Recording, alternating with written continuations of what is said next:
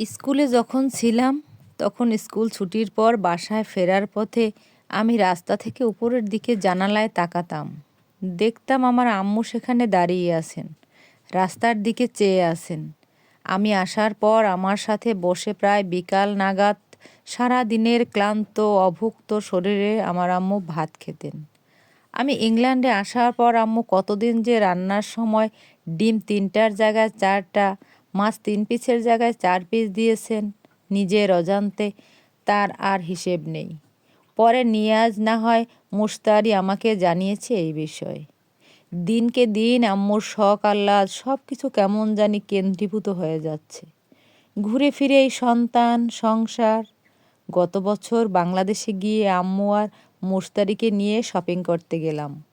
মুশতারি কয়েকটা ড্রেস কিনলো, আম্মু 2টা কিনে এনে একটা মুশতারিকে দিয়ে দিলেন, নিজের জন্য রাখলেন একটা। কক্সবাজার গিয়ে একটা সেইটা কোনো কিছু কিনলেন না নিজের জন্য। বার্মিজ মার্কেটে গিয়ে নকশাতলা বিছানার চাদর সম্ভবত 2টা অথবা 3টা কিনলেন। বাসায় ফিরে এসে একটা আমার বিছানায় বিছিয়ে দিয়ে নিজেই প্রশংসা করেন, বাহ সুন্দর তো। আবার আরেকটা তুলে রেখে বলেন আমি যেন সাথে করে নিয়ে যাই। আমি সহাস্যে আম্মুর কথা উড়িয়ে দিয়ে বলি, সেখানে আমি সংসার পেতেছি নাকি যে নিয়ে যাব। আম্মুও বলে ওঠেন, তাহলে থাক, কিছুদিন বাদে নিবি। আম্মুকে একদিন বললাম সৌদি থেকে আমার জন্য নাম লেখানো যে জায়নামাজ নিয়ে এসেছেন সেটাই বের করে দিতে, আমি সাথে করে নিয়ে যাব। আম্মু দিলেন না, বললেন এখন না, পরে দিব। এখন কোনো ঠিক ঠিকানা নাই। আম্মু বড্ড পান সুপারি খাওয়া শিখেছেন গত অর্ধযুগেরও কিছু বেশি সময় ধরে। যদিও পান সুপারি খাওয়া ভালো না, কিন্তু আমি আম্মুকে পান সুপারি সমেত লাল টুকটুকে মুখে দেখতে ভীষণ ভালোবাসি। একজন মানুষ এতটা আমোদ করে তো আর কিছুই খায়েন না, এই সামান্য পান সুপারি ছাড়া। শরীরের দোহাই দিয়ে আপত্তি আর নাই দিলুম।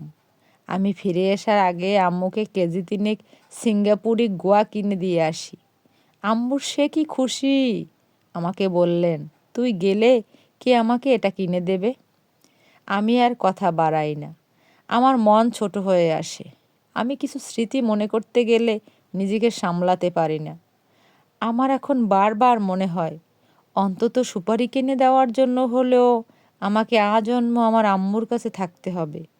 এখন আমার জায়গা নিয়াজ আছে, সে আম্মুকে পান সুপারি এনে দেয়। কিন্তু এই জায়গাটা যে আমি অন্যকে দিতে চাই না। আম্মুকে সুপারি এনে খুশি করার মতো আনন্দের কাজ অন্যকে করতে দেখলে হিংসা হয়। জানি আমার আম্মুর পান সুপারি খেয়ে লাল করা মুখ দেখতে কত সুন্দর হয়ে ওঠে। উপরওয়ালা মালিক, আমার জীবনের শেষ দিন পর্যন্ত আমার আম্মুকে আমার মাথার উপর রেখে দিও। আজকের দিনে আমার আম্মু পৃথিবীতে এসেছিলেন। পৃথিবীর সব সুখ আমার আম্মুকে কদমে এনে দাও। শুভ জন্মদিন আম্মু।